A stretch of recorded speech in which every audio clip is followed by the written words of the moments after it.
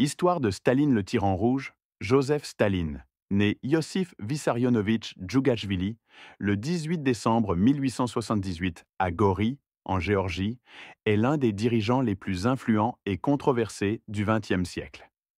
Il a dirigé l'Union soviétique de la fin des années 1920 jusqu'à sa mort en 1953.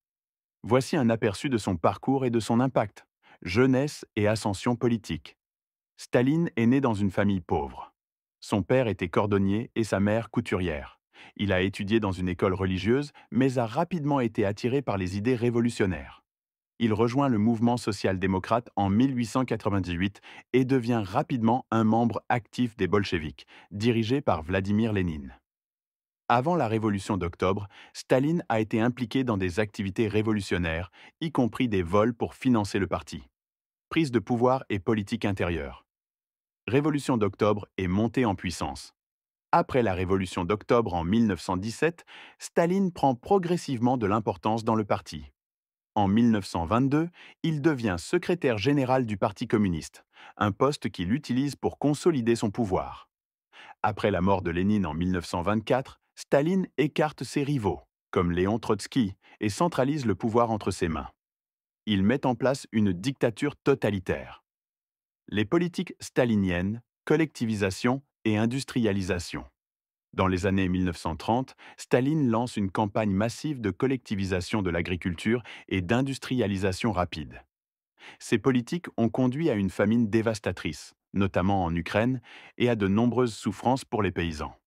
Dans la seconde moitié des années 1930, Staline orchestre les Grandes Purges, une série de campagnes de répression politique, d'arrestation, de déportation et d'exécution de millions de personnes, y compris des membres du Parti communiste, des militaires et des intellectuels.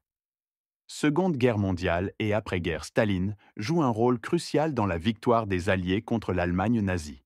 L'Union soviétique subit de lourdes pertes, mais finit par occuper Berlin en 1945. Après la guerre, Staline continue d'exercer une main de fer sur l'Union soviétique et étend son influence sur l'Europe de l'Est, posant les bases de la guerre froide. Fin de vie et héritage. Staline meurt le 5 mars 1953. Sa mort marque la fin d'une ère de terreur en Union soviétique. Son règne a été marqué par une industrialisation rapide, mais aussi par une répression brutale. Staline reste une figure controversée. Tantôt vénéré pour sa contribution à la victoire sur le nazisme, tantôt vilipendé pour sa tyrannie et ses crimes contre l'humanité. Staline a laissé un impact indélébile sur l'histoire de l'Union soviétique et du monde, et il reste un sujet de débats historiques et moraux jusqu'à aujourd'hui.